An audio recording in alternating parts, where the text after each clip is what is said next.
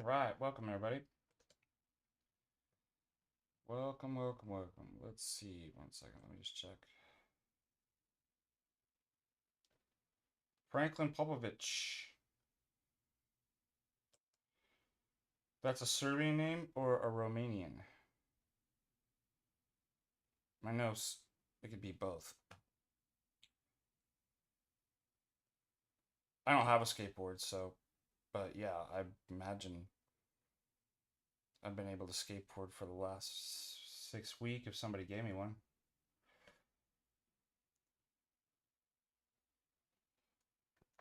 Yeah. All right. Um,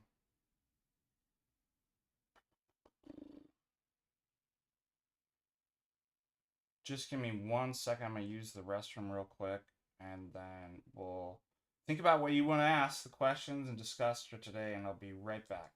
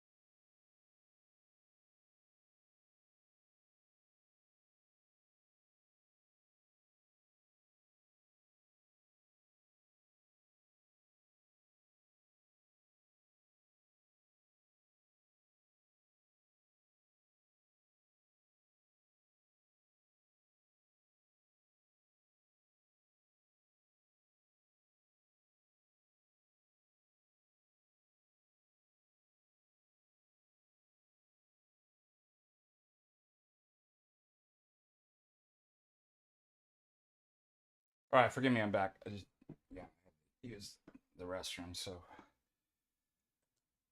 All right. Remember, I got injured April 4th, so how many months ago that was a long time ago. The bone healed in 6 to 8 weeks, and then it doesn't mean you can still walk correct. I was on a walking boot with crutches for a couple weeks and a cane. But that is 1, 2, 3, 4, 5, almost going 5 months ago. Yeah, so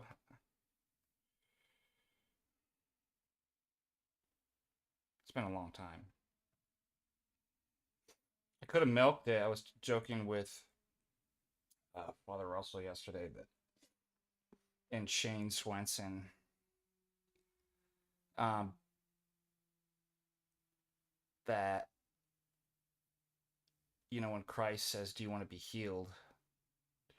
to the paralytic, as people get used to um, getting sympathy from people. I'm like, I could totally see that. How people, oh, poor Deacon. Oh, you're in a. How's the leg? How's the? Oh, it hurts so bad. Only if I had somebody to help me. Anyways, we were laughing about that before liturgy yesterday, but yeah, I've been walking for a couple months, I think. So It's I still have I still have some kind of mental issue where I kind of walk weird a little bit, but like everything's been fine for. I have an appointment on Thursday too, just to talk about with the orthopedic surgeon about how things are going. But yeah, that was a long time ago. I don't even remember it. Dude, what is going on?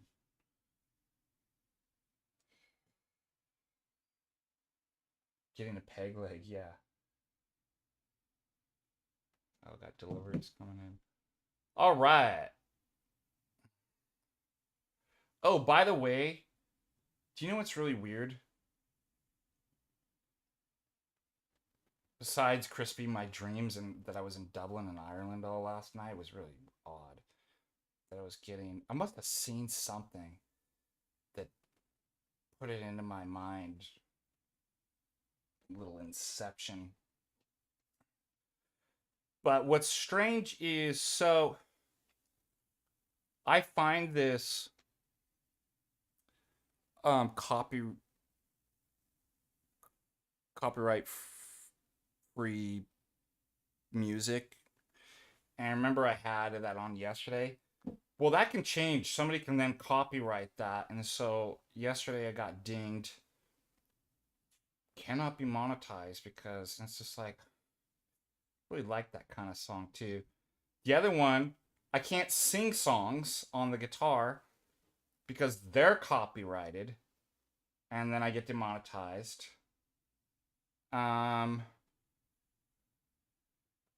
Also, what was another weird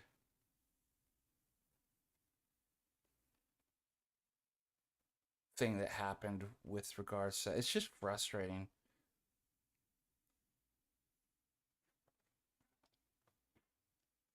All right, let's see what we have to cover today.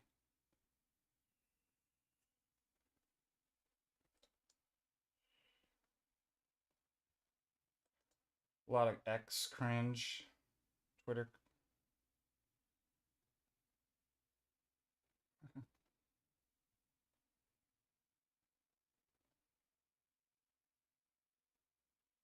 Um, one that I was thinking about today. I don't remember if this was on Facebook. It's kind of like ask, Orthodox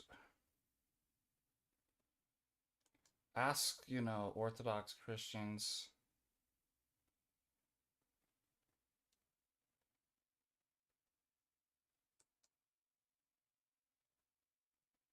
Or ask something Orthodox. Like, can you just get these cringe questions in?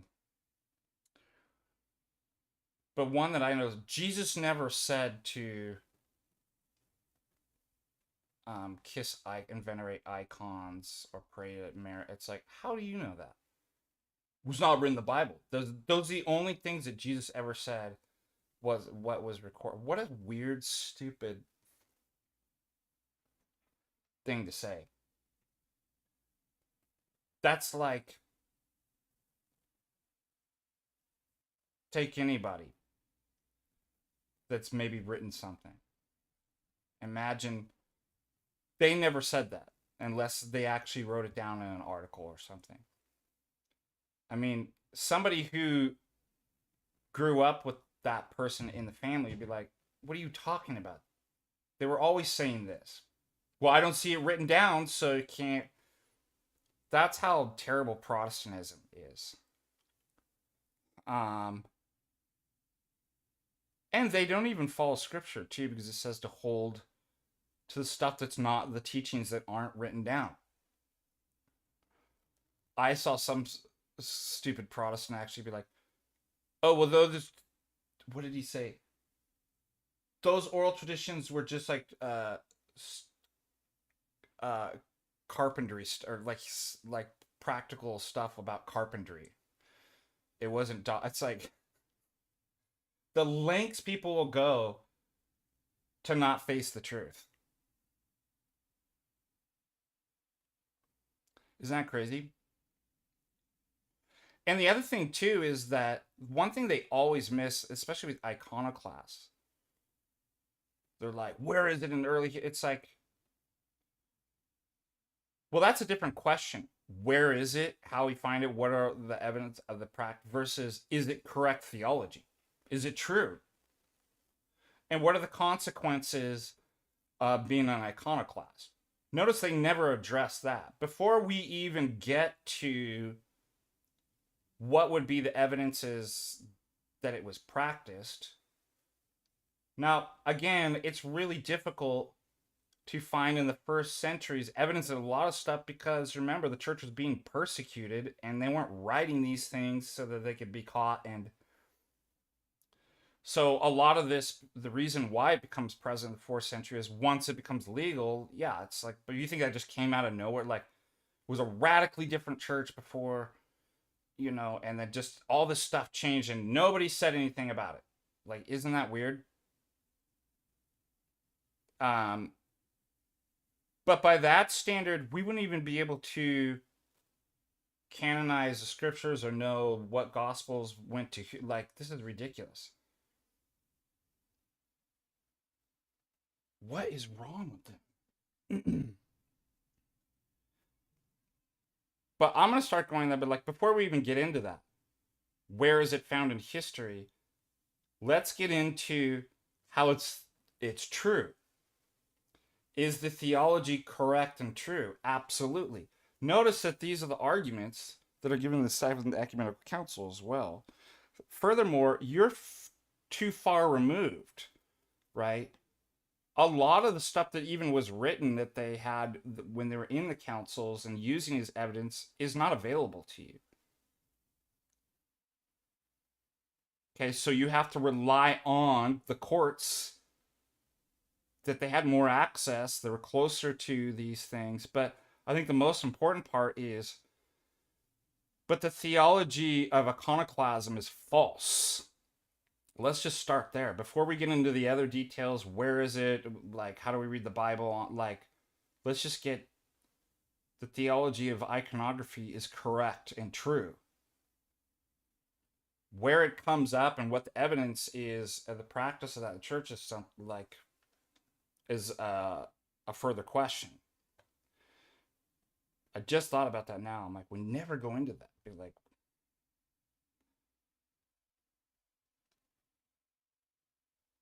all right, let's see. The other dumb one is that you can't pray to dead people. I mean, did all Protestants turn into Seventh-day Adventists? God is now the God only. Well, everybody's in soul sleep.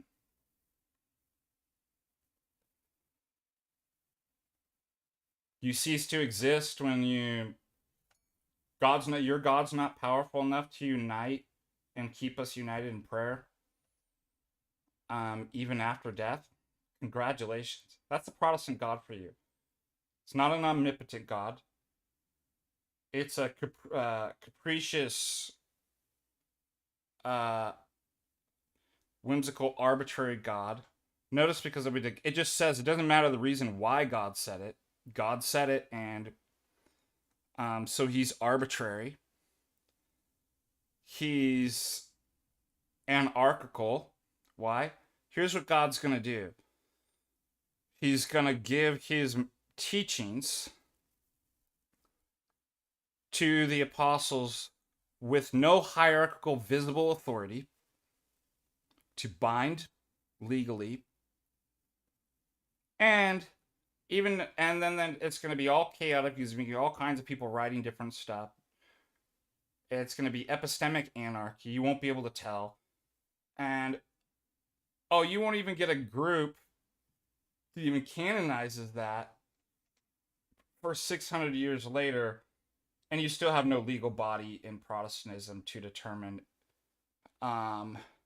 legally to bind that this is the scriptures, or that's the Protestant God. Total anarchical, chaotic. That's who they worship. And a Gnostic God. Because what's important? Invisibility.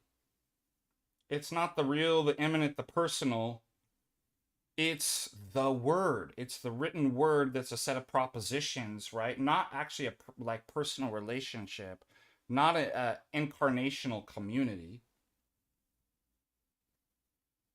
but a total modern, abstract, propositional,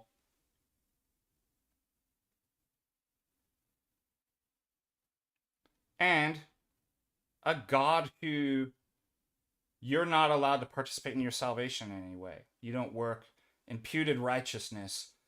God forces he's a legalistic God that forces and imputes righteousness upon you, and you can't work with like so.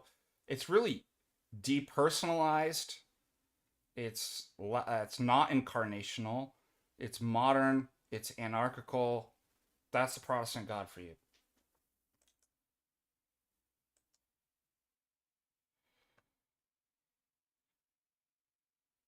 Yeah, like you point this stuff, they're like, well, that's not good enough.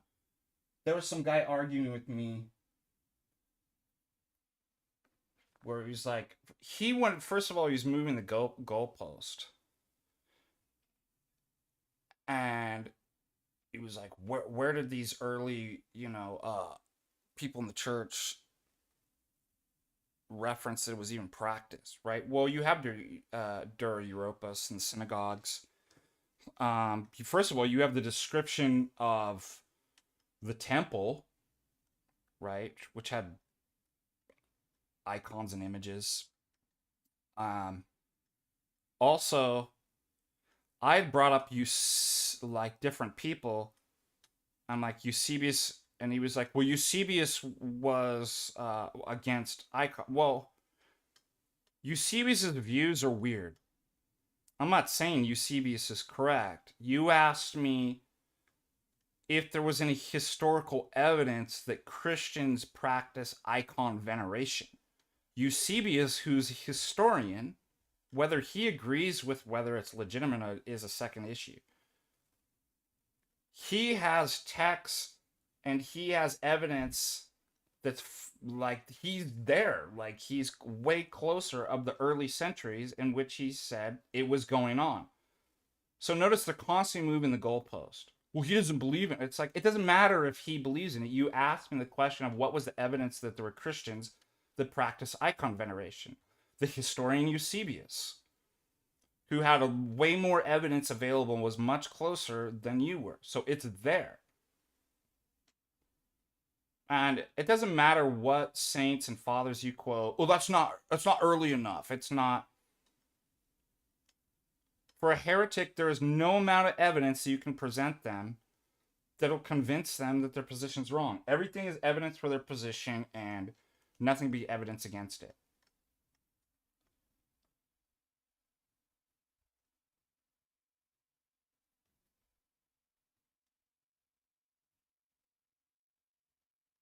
Oh yeah, then they go to the Council of Elvira condemning. So you have a fake council, like, so who cares? Was the council received? First of all, that was in the West.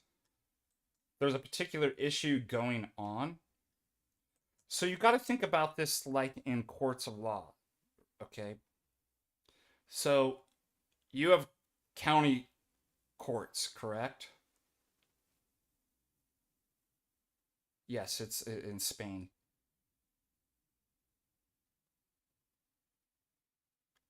I mean, these people are so disingenuous. Well, council, like, nobody said a council makes something. Well, I did the magical incantation, for the an incorrect formula on the math problem, so you have to believe in it. It's like, what is the matter with you people?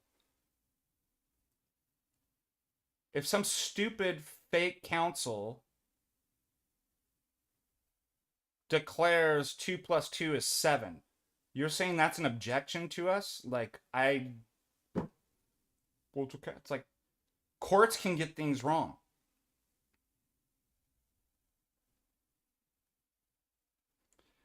That's why even in terms of our secular legal structure. You can have an incorrect judgment at a local level, right? It goes up to what? The state Supreme Court. That can override it. And that's the US Supreme Court. It's just like it's total brain rot, dude. These people can't even think like at all. So there are several necessary conditions for a legitimate council or synod. First of all, it has to be true. So if Elvira's incorrect, it doesn't matter what we've like a bunch of robber councils and fake. There are certain kind of requirements of how a council is supposed to be, or a synod be held. It has to affirm correct doctrine in the previous councils. Elvira obviously doesn't. It has to be received. It was not received. And again, the highest court, ecclesial courts, are ecumenical councils. They can override any smaller if they make incorrect.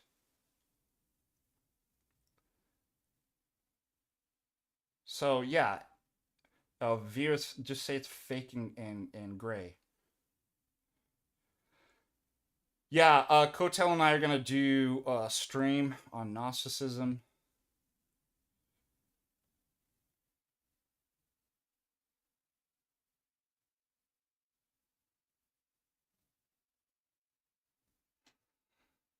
And they don't even believe. It's hilarious. They don't even believe in sin. Like, what are you talking about?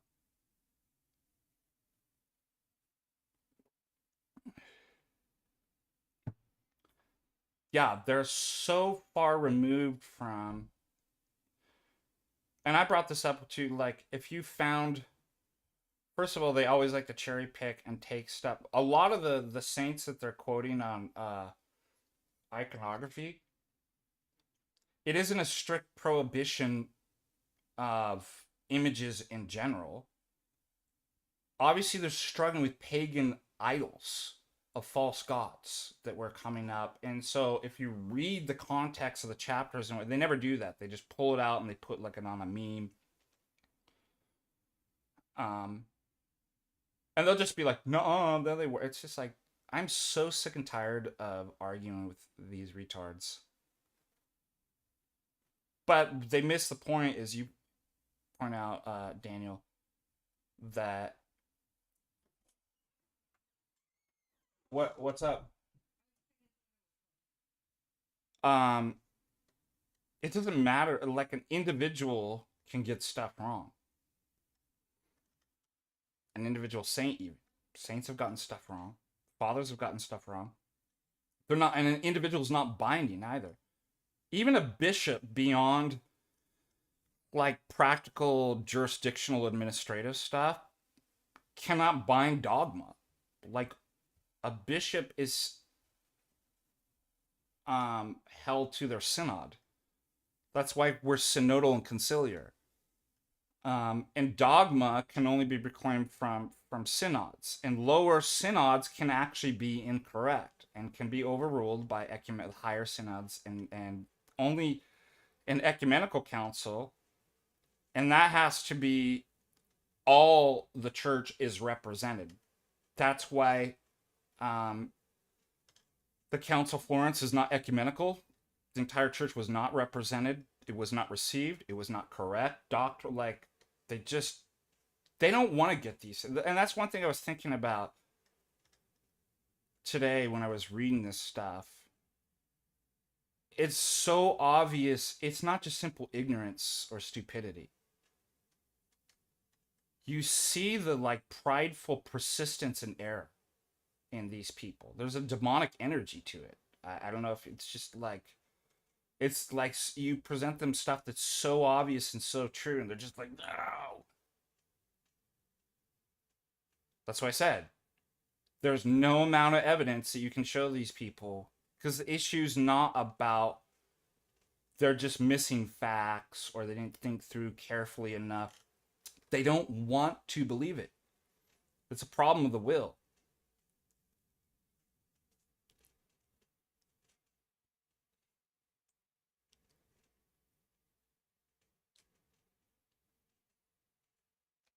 That's why they're heretics. Heresy is not getting wrong answers on your theology exam. It's a prideful, demonic, stubborn resistance to truth, an incorrigibleness incapable of being corrected, and persistence in error.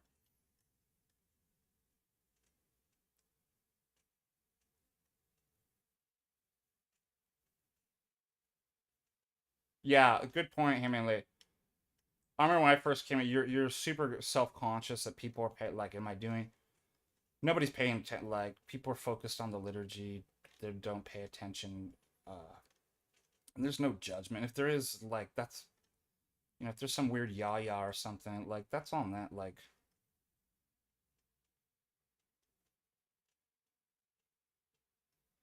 and if you get glances, it's because usually people are probably excited we've got a new person. I'm constantly looking in the parish. Oh, here's a new person. And think about how this is what we would call in philosophy theory contamination. Uh, an idea, a preconceived idea, can actually contaminate your sense experience. So that somebody with a smile, like if you think that everybody's judging you, somebody's smile could be literally start to be perceived as a grimace, like, oh, they're angry at.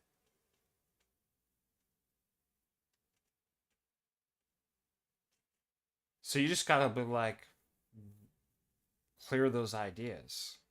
I mean, think about it, like this is like how people get. I'm not saying you, but people who suffer like in life with mental disorders and paranoia and stuff like that. They think everybody's thinking about them and judging them and looking at them and stuff like that. Um, where most people just like most people are too caught up in themselves to like be noticing anything in life beyond. So you don't have to worry, but just be like.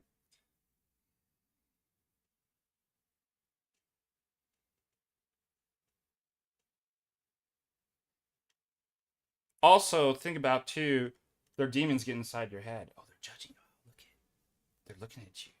You're weird. Blah blah blah. Those are demonic thoughts. Like those. Why? Because they're trying to get you to pit yourself against the other people, and also to distract you from what was going on in the liturgy too. That's the other. So always be able to train yourself to notice demonic. I call them the demonic darts.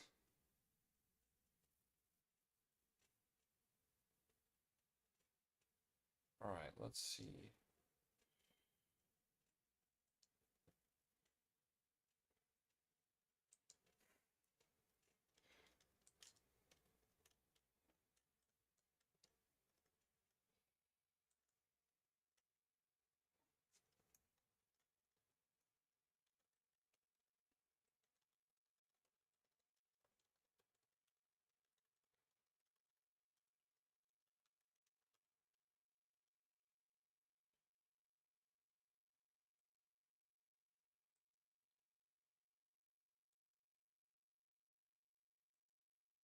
What else do you have? What else is going on?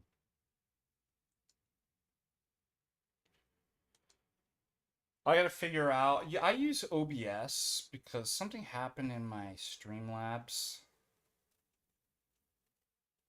that it got reset or something like that, or there was something I couldn't do. I can't remember what happened where I was just like, instead of filling with it, I'm just gonna go back to my OBS. But there's a way that I can in Streamlabs, stream at the same time, like when Hotel's doing when we're doing our things from his channel, I can stream it to this channel. So I'll try to get that.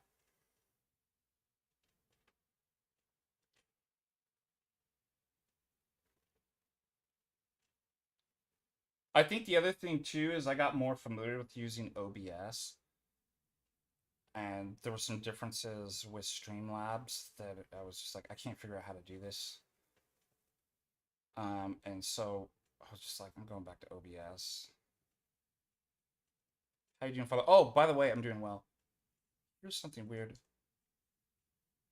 Somebody asked something like that, and I was like, thought it was weird.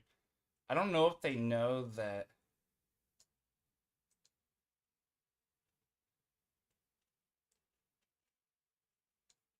Somebody on Twitter X said, "You good, bro?" Now, you know when I think the person's a friend, they're a follower, but I don't know if they know that that phrase is you use that like when somebody's like crashing out, right? And like I was, "You good, bro?" Like you're acting weird or something like that. And so I was like, "Huh?"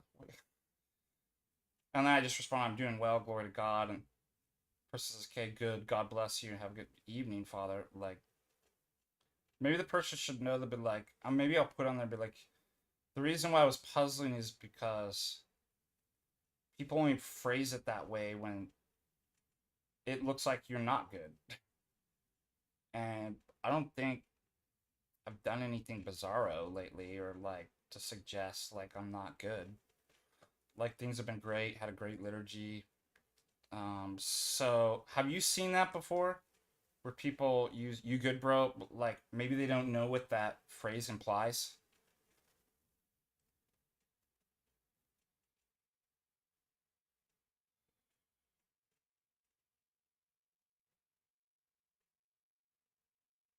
Yeah, Christopher, that's a great. You want to know what to be skeptical? Like, there's litmus tests for like you should be skeptical of priests. That's exactly it. They're using orthobros in a derogatory. If they're saying be wary of Father Seraphim Rose, Father Josiah, like, I'd probably keep my distance from them. They're not to be trusted.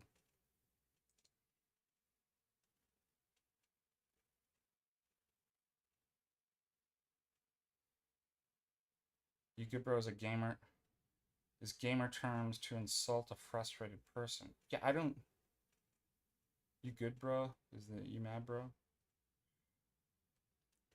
Should I even explain to this person, or are they messing with me? Like, is I've never had any problems with this person, so I don't.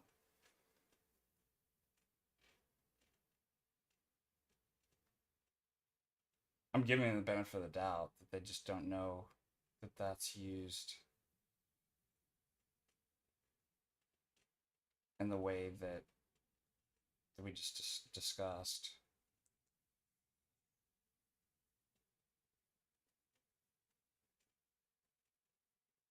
I thought so too. Yeah, Daniel. Yeah, I thought I was gonna get it. I'm like, here we go.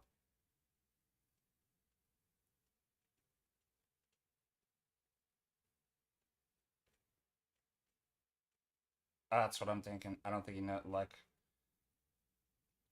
give the person the benefit of the doubt. If they've never caused any problems, they seem to be like good person. I'm like, oh, they just don't know. So I did give them the benefit of the doubt and just said, yeah, doing well. But isn't that the difficulty with social media? I've had to apologize to people before because I prejudged and misjudged them on saying so, but it's just like it's hard, like especially if you're attacked all the time, especially if you're in the midst of like being attacked and defending some orthodox position or something, and somebody jumps on and it's not quite clear what they're saying, and then you start arguing with them, and they're like, "No, I'm on your side." I'm like, "Oh, so sorry. Please forgive me. I've had that. I feel terrible about when that happens, but it's like it's relentless with getting hate mail, um, just getting, insulted, lied, about, like, just constantly attacked, where you get defensive, like you're like, here's another one, here we go, and ends up being a good guy.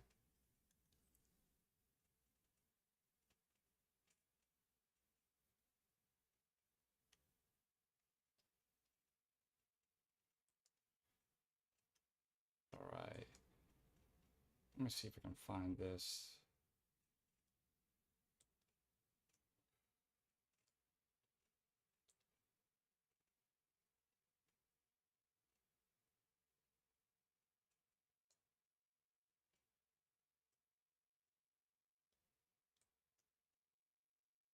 thing about. I love the ones that it's like ask Orthodox priests, and all you get is like people that aren't priests answering questions.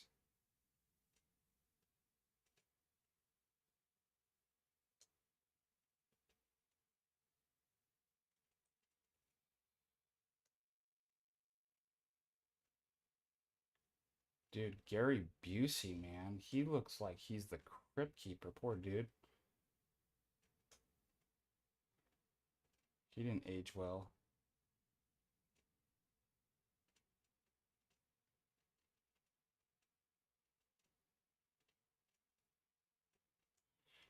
Can you believe it? I'm going back to teach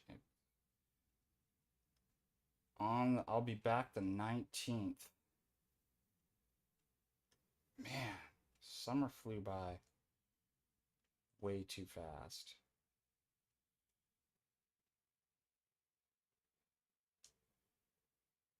Oh.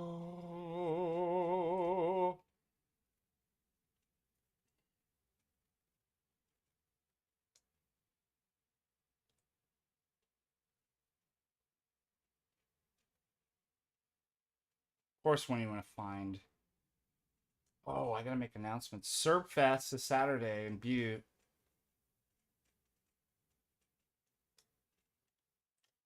I need to make an announcement around here to get some people. That's what a great opportunity. Father and I do tours all day from 11 to 3. Church tours and talk about Orthodoxy. We get a lot of people interested from that. So pray for us.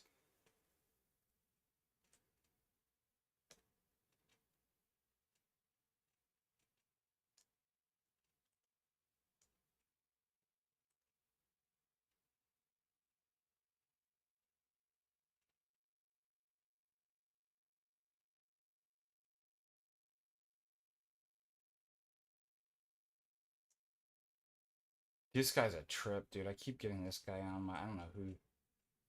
Scott Lebedo. He's like, he reminds me, I don't know, some type of influence or something.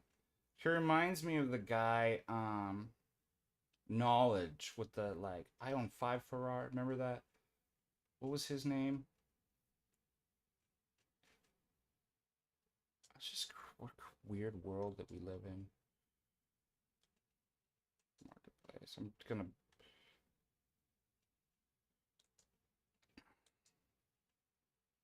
Ty Lopez. Yes, thank you. This guy looks like Ty Lopez.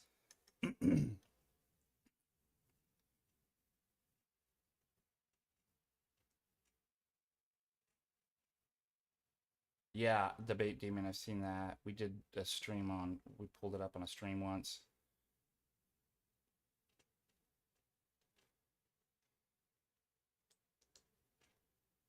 Yeah, I could turn it up, but watch what's going to happen if I do my volume. So what I can do is I go in, make it from 100% to 200% on the, but it's going to cause some problems. All right, this is going to, how about we do 150? It's going to blow your ears off. Get ready. How about that? Loud? Distorted?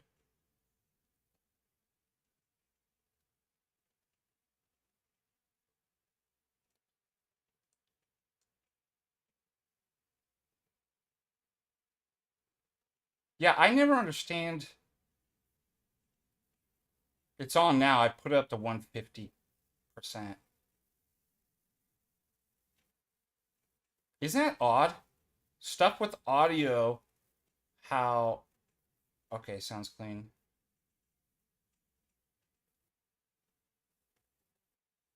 One person will be like, it's fine. The other, it's but like.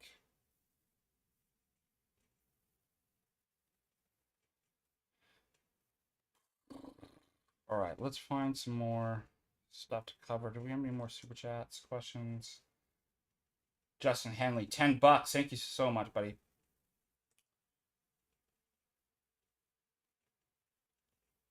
Ty Lopez. Whatever happened to Ty Lopez? Oh, I was just gonna pull it up and show you this guy because he looks like Ty Lopez, and I lost it.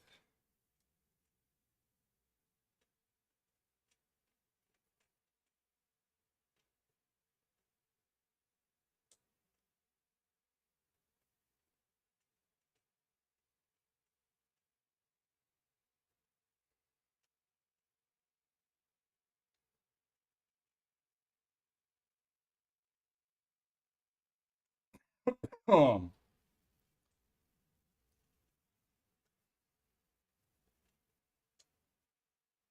we are doing news, morning news.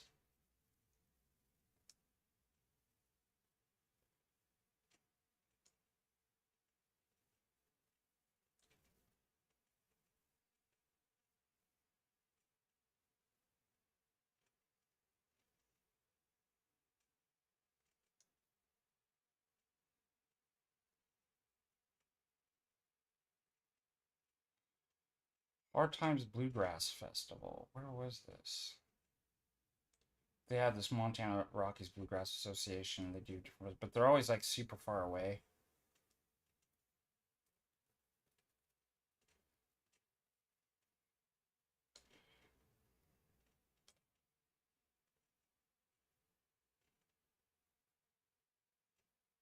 Oh, I got dinged for doing Kai, the hatchet wielding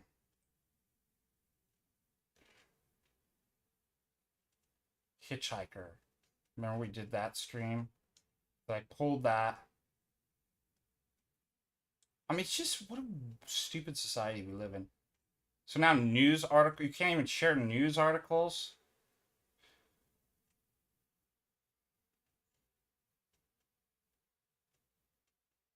It's like Lewis on Orthodox Shahada said, Americans are such a litigious. I own that. I'm suing you. You don't get mine. You're demonetized. That's my news article.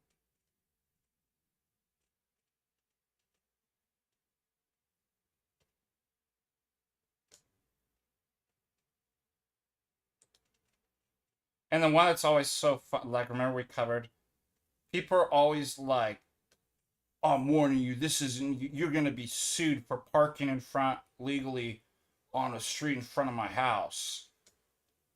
This isn't, it's like, you don't even know what you're talking about. Gonna win. I mean, how many times have we seen people like threaten somebody with lawsuits, be like, you'll lose, just try. It's like, so you're going to spend a bunch of money with the lawyer suing somebody, wasting your time, something you're going to lose. That's it. Like, college people, it's like, you're not going to do that. I don't know. Maybe, actually, I shouldn't say that. People are so, like, not rational about stuff. Maybe they actually would, but it's like maybe get some idea about law before you start threatening people that you're going to sue them and win.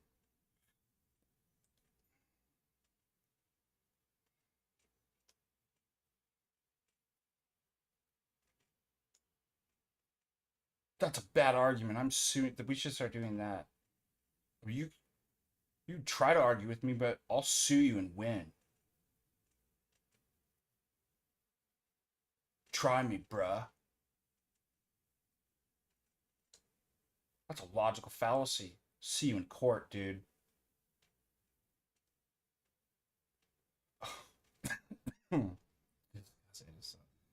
A Pepto-Bismol ice cream float.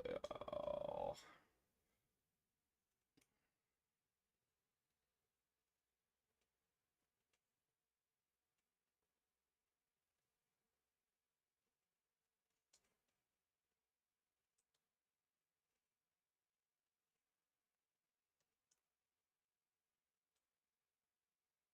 Can't find this. Can't find what I'm looking for. Yeah.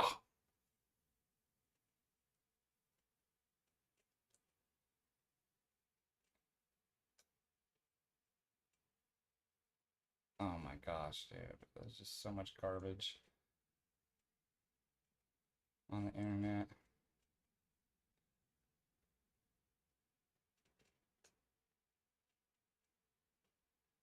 Oh, sweet. A banjo gondola. I'm afraid to like share anything. I feel like, oh, now you're going to jail. You're sued. You're demonetized.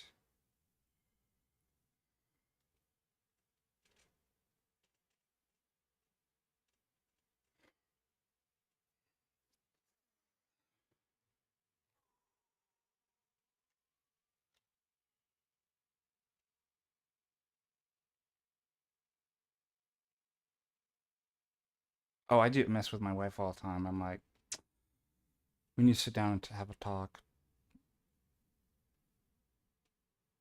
You good, bro? Are you okay, sweetheart? Just no. I'll make it like super intense, and I'm like, it's really important to. We just sit down and have, and then it'd be like, tomorrow I've got to go to Walmart and pick something up. She's like, stop it. Why do you set it up like that? It's like, I don't know. I can't stop. I need help.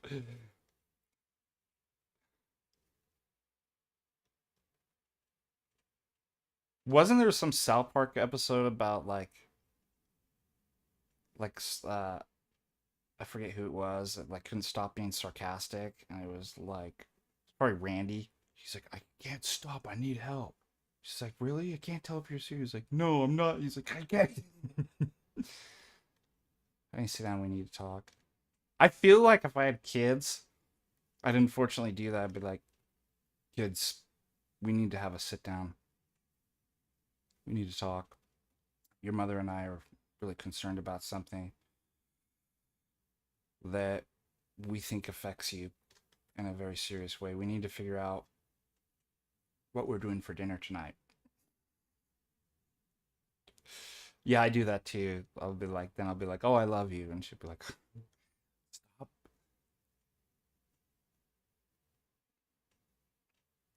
Marital psyops.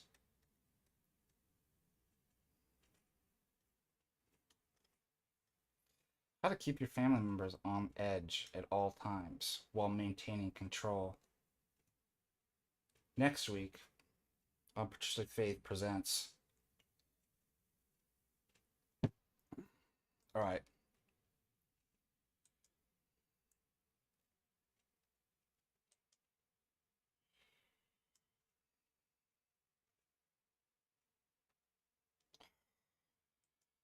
There's something I do want to cover. I don't know yet.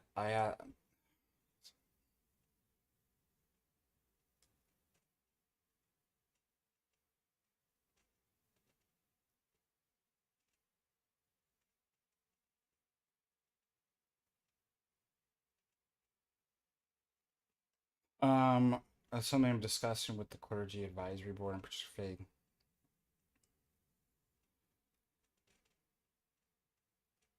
But the usual suspects kicking up, they're Latinizing Western heretical garbage.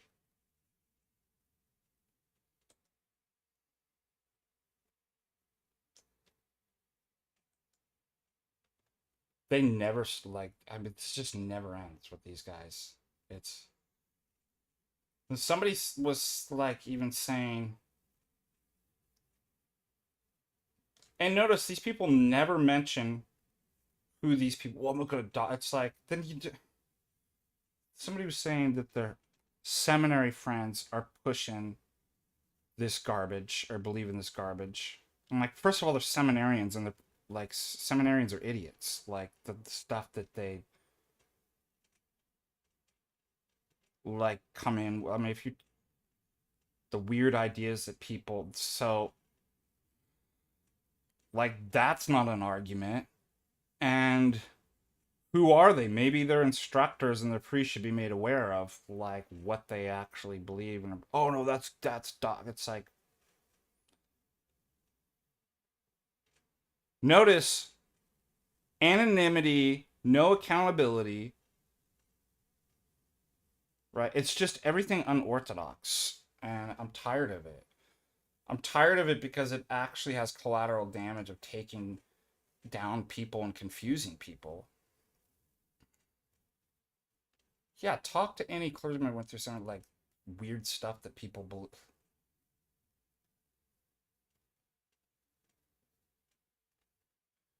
So I'm not gonna get into it yet, but it's obviously there's stuff going on again, kicking it up.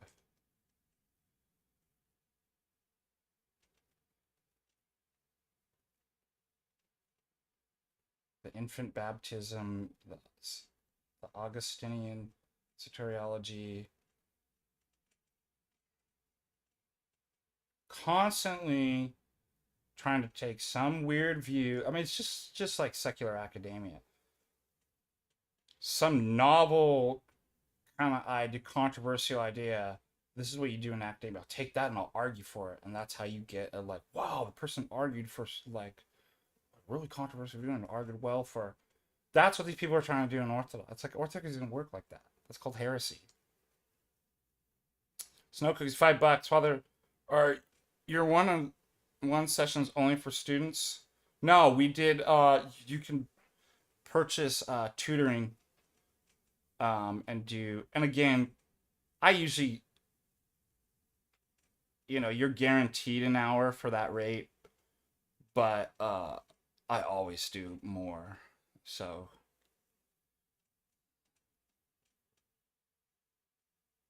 no, I'm not familiar with Villanova's sister Ilya. Sorry.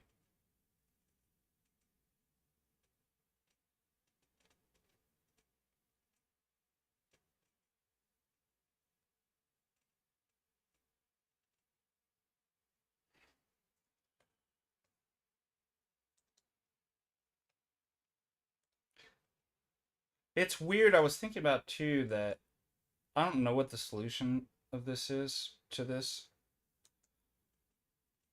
We have a shortage of priests in Orthodoxy. Um,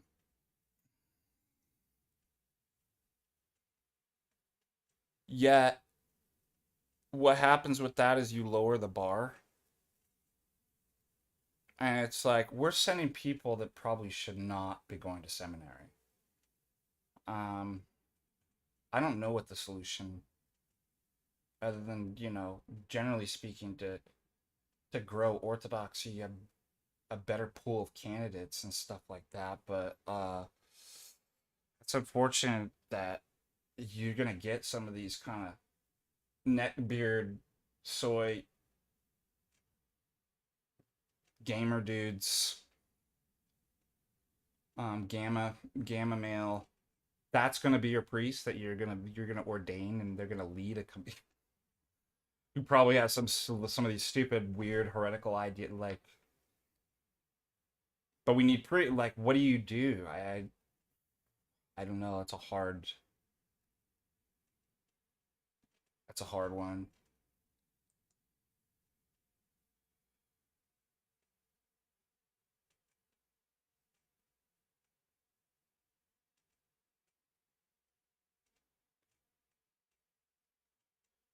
Isn't Villanova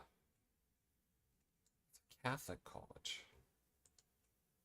Let me see. I'm just gonna look that up, and that caught my interest.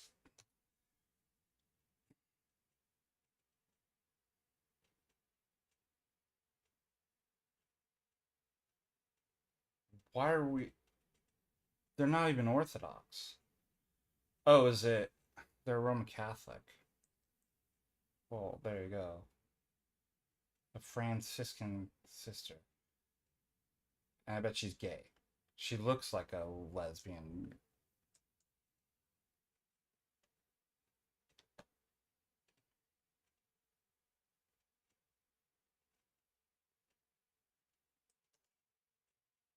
Oh, that priest got in serious trouble. Raw. They're a priest that took that to the synod and their bishops and the chancellors and was like, "You are gonna get a lawsuit." First of all, it's just totally unorthodox. But notice that priest gone. Never heard anything. I'm not saying he was defrocked. I'm saying they put him down out of the limelight real quick.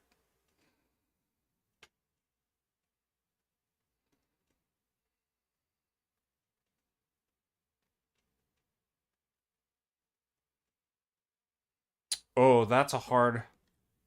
How easy would it be for pastors of other denomination to convert and become? There's we're often very suspicious of that. It'd probably be easier for you not. Um,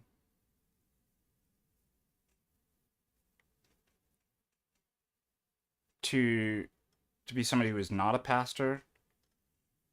Um, they tend to carry a lot of baggage. Um, Also having been a pastor, like sometimes they feel that they're entitled above others to be fast tracked into the priesthood. Um, Sometimes they still have like that weird kind of connection. These are my people. This is how we do. So generally speaking, Orthodoxy really kind of skeptical and wary about making Protestant pastors priests. If they did, they'd have to go through, like everybody else does. You got to go through your seminary and get an MDiv.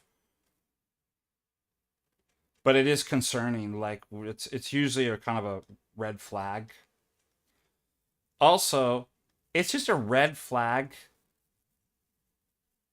when you see anybody who's ambitious that wants to be like, I want to pursue being like we all like. Actually, I didn't have that. I actually turned down wanting to. Let me put it this way: the ideal situation, all are called, few are chosen.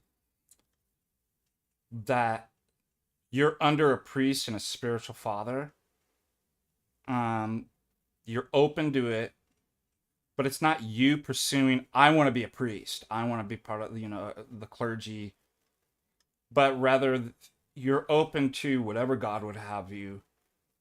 However God would have you used in the church, and your spiritual father priest notice certain potentials and virtues in you that reaches out. You can also have a conversation with your priest and be like, "Do you think I'd be a good candidate for the? Do you think that's something?" You can have that, but I would say it would be a red flag to me if somebody's like, "I want to become a priest." I'd be like, "Yeah, maybe you should." Um, that one spiritual father or priest reached out and be like, "I think you would be a good candidate." That's what my spiritual father did. And again, at first, I was like, "No way, I don't want to." And we prayed about it, and we had some conversations later that I was like, it actually, I'm trusting my spiritual father. I think it's the right thing to do, and it was the right decision because I'm not leaning on my own understanding. You're the worst judge of character of yourself. So if somebody thinks, I think I would make a good priest, it's like you're in prelist, most likely. Um, Michelle, God bless. CJD, $10. Just wanted to support your work. Thank you. Thank you. God bless you too.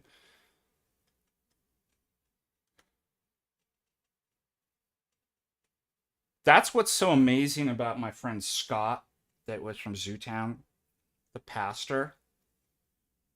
I mean, talk about humility.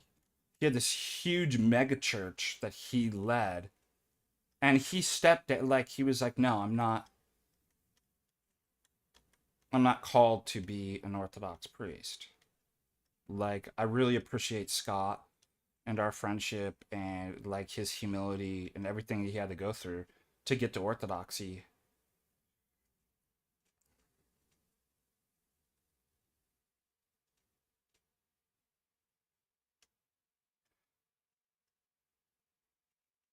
Yeah, and watch how somebody responds and be like, I don't think you're fit for the priesthood. Watch how they, if they humbly accept that, maybe they are. If they get upset and angry, then it's like, then you kind of have confirmation that, like, yeah, that's exactly what I thought. This person should not.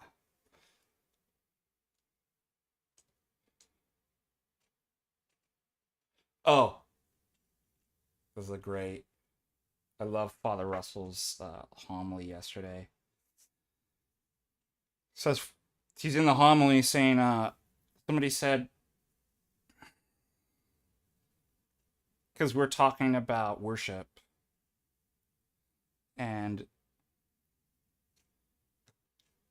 he gives a story about somebody says to Father, I didn't get anything out of the liturgy, Father. And Father Russell says, great, because you're not supposed to get anything out of the liturgy. You're supposed to give worship. How cool is that? I love that because we have a real problem with this kind of consumerist, like, I didn't get anything out of this. Well, like most things, maybe it's not about you, right? When miracles happen in scripture and other people, it's oftentimes not about, remember Christ says, and he saw their faith, not the paralytics, their faith. He did a miracle not primarily for, one second. I'm going to take this call. I need to, give me 1 second.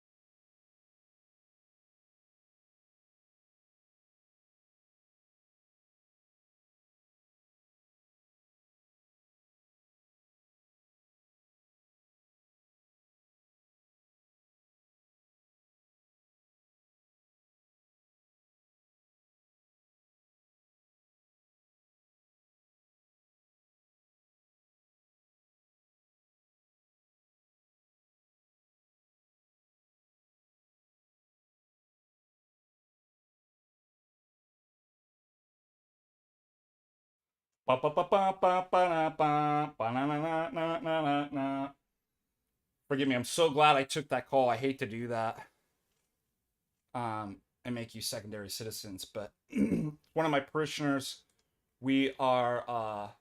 I've been waiting for him to call back. We're gonna work on my car. I'm selling my car back, and so we got some repairs and stuff to do, and we got to run over to the paint shop and get paint.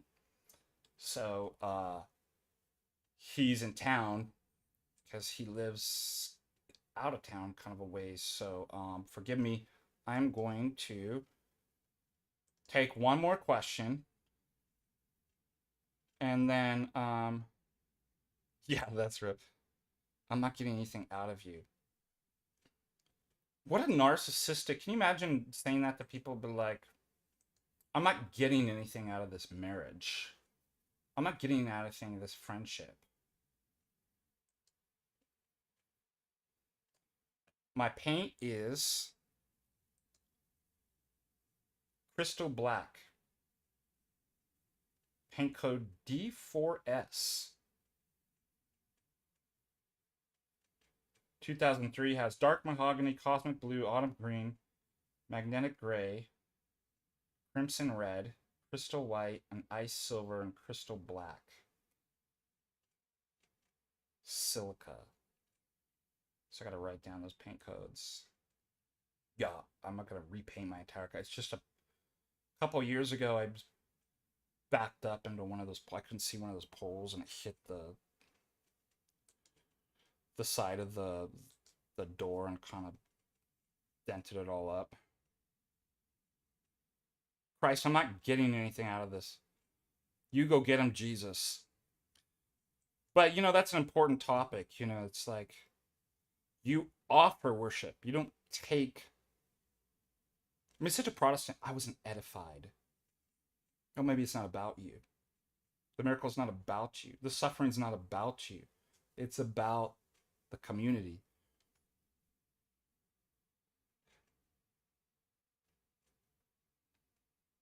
So that's really important.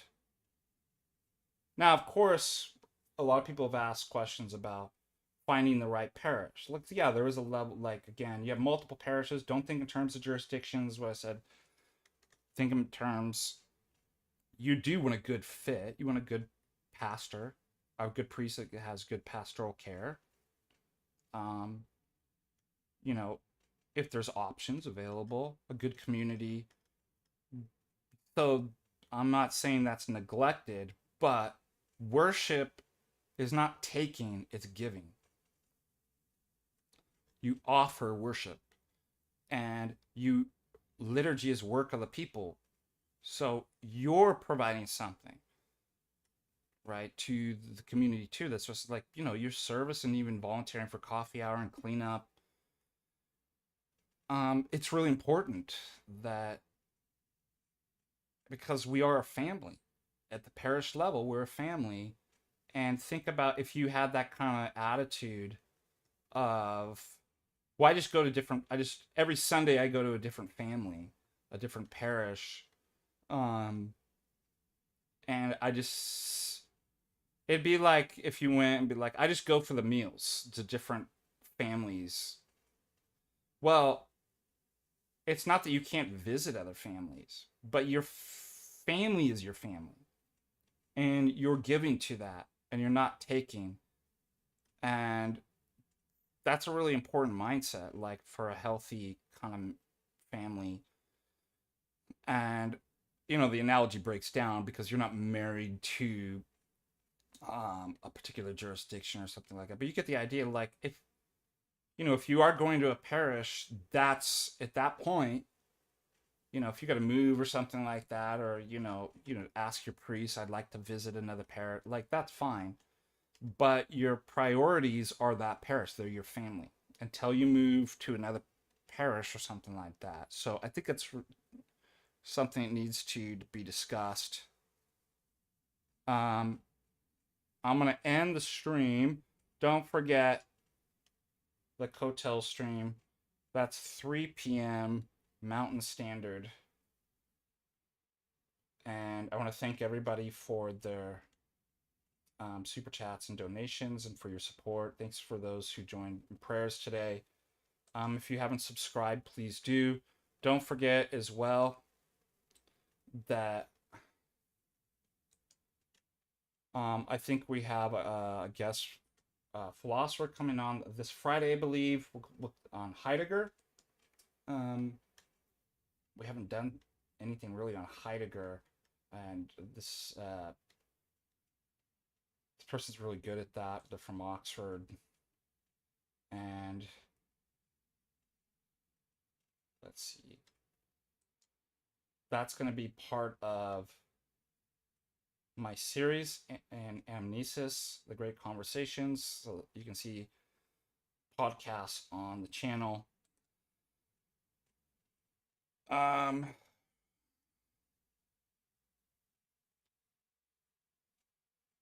then I'll try to stream it through here if I can figure that out. But God bless you guys and keep you and give you good strength until next time.